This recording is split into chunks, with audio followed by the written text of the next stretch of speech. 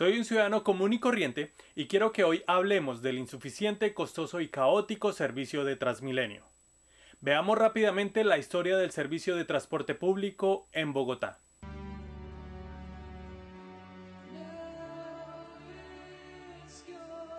Pero antes de hablar de Transmilenio, y para no regresar mucho en la historia, los invito a que hagamos un viaje en el servicio de transporte público que Transmilenio finalmente acabó. Pues Transmilenio fue creado para eso, para acabar con esa mal llamada guerra del centavo y para organizar el transporte público en la ciudad. Voy a aprovechar para contarles que en el 94 casi se logra que los caciques del transporte en Bogotá asumieran el 100% del costo de la infraestructura a cambio de recolectar las ganancias de los pasajes decretados por el distrito. Pero al tener que invertir tanto dinero, cerca de 600 millones de dólares, ese contrato nunca se hizo. En el 98, cuando se reanudó la idea de Transmilenio, por alguna extraña razón, nuestros gobernantes cambiaron totalmente la fórmula. Fórmula que también quieren utilizar dentro de poco, cuando el distrito debe contratar Transmilenio tercera fase, o sea, carrera décima y calle 26, con empresas privadas. Y en el contrato hay dos costos. El primero, que vale entre un 80 y 85%, que es para la construcción de las vías, troncales, paraderos, terminales, puentes, portales, coimas, desfalcos, mordidas, y obviamente el distrito y la nación ya están cubriendo estos gastos.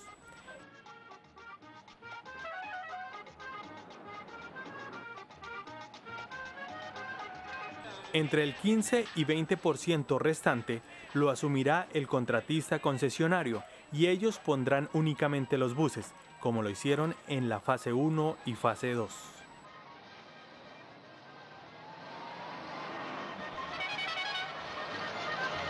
La administración Peñalosa logró agrupar a los dueños del transporte en la ciudad y ofrecerles la concesión de un sistema nuevo de transporte para Bogotá. Esa fue una muy buena idea.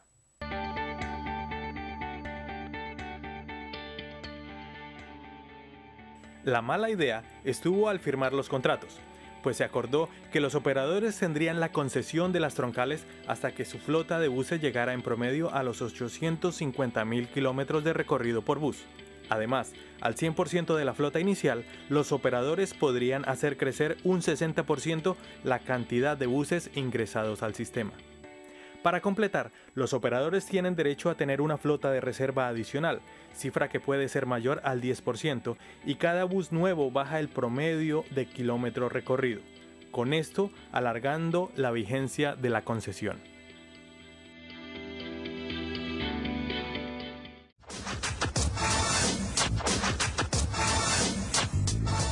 A esta odisea durante las horas pico están sometidos los usuarios de Transmilenio en Bogotá.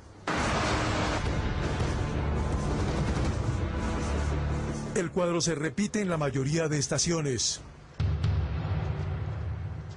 Después de varias semanas con cámaras escondidas a bordo de los articulados, es posible hacerse a una idea de lo que significa quedar atrapado entre centenares de hombres y mujeres que tratan de llegar a sus destinos. Esto es un desastre, esto es una cosa muy terrible día por día. Al gobierno distrital pues le falta más capacidad con Transmilenio. Un caos. Incómodo, que tengamos que esperar mucho, se demoran mucho en pasar. Si para una persona en plenas capacidades físicas montar en Transmilenio es un tormento, ¿qué decir de personas con problemas de movilidad? Eso es un abuso contra un usuario. ¿Usted cree que haciendo cola cuánto tiempo? De entrada el problema asfixia. A las 7 de la mañana en la estación de Toberín, 200 metros separan a cualquier usuario del torniquete. Sin embargo, podrían ser más sufridos que los 200 metros planos de un olímpico. 2 minutos y no avanza. Si quiere entrar, aprenda a esperar sin desesperar, porque acá el tiempo se vuelve lento, muy lento. 7 minutos después usted está a la entrada de la estación. Y si no tiene el tiquete, el suplicio es doble. Una vez adentro, no se fíe, porque un ejercicio demostró que no siempre los tiempos de tablero coinciden con los del reloj. Por ejemplo, se anuncia el siguiente B28 en 3 minutos. La estación se llena, llega el tiempo prometido, pero no el bus. Pasa sin cupo a los 5 minutos y 6 segundos. ¿Cuánto es lo máximo que te has quedado esperando la ruta? 20 minutos, 25. Otra muestra, acá el B1 debería pasar en 4 minutos, pero el cronómetro no miente. Los que necesitaban este articulado esperaron 7 minutos. Llegó, pero subirse no es cosa fácil. Mucha demora, más de 20 minutos aquí y pasan llenos. Los usuarios creen que el sistema se está quedando sin recursos. Esperan que las medidas funcionen para que el tiempo se haga corto y no se estire de forma lenta.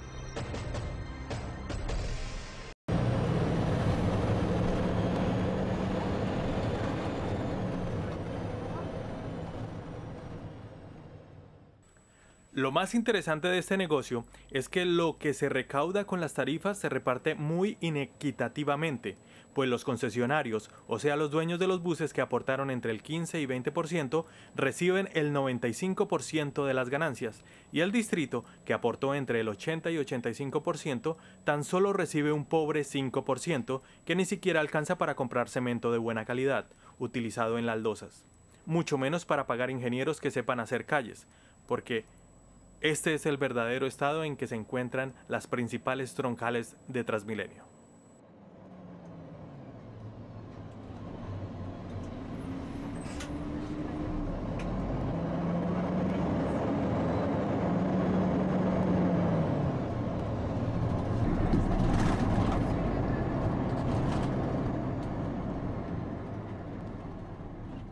En el 2001, cada bus viajaba 300 kilómetros diarios.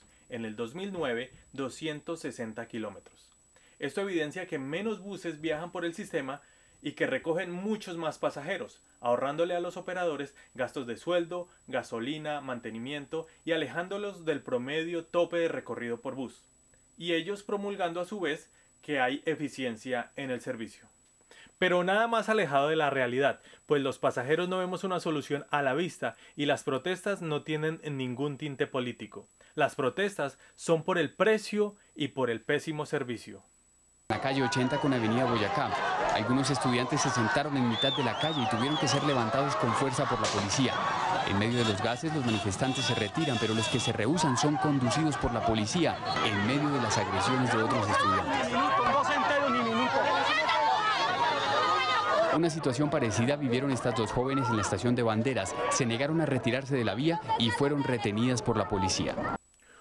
Otra forma de protestar, si se quiere, es estar muy pendientes con los términos en el contrato que se firmará para la fase 3, carrera 10ª y calle 26, y en los contratos que se vencerán en los próximos meses pertenecientes a las otras troncales. No es justo que el distrito se quede únicamente con el 5% de las utilidades, mientras los operadores se reparten el 95% restante. Bueno, y ahora les pregunto, ¿qué más podemos hacer como ciudadanos para exigir un mejor servicio y una menor tarifa en el servicio de Transmilenio? Antes de irme, aquí les quiero mostrar algunas joyitas de Transmilenio.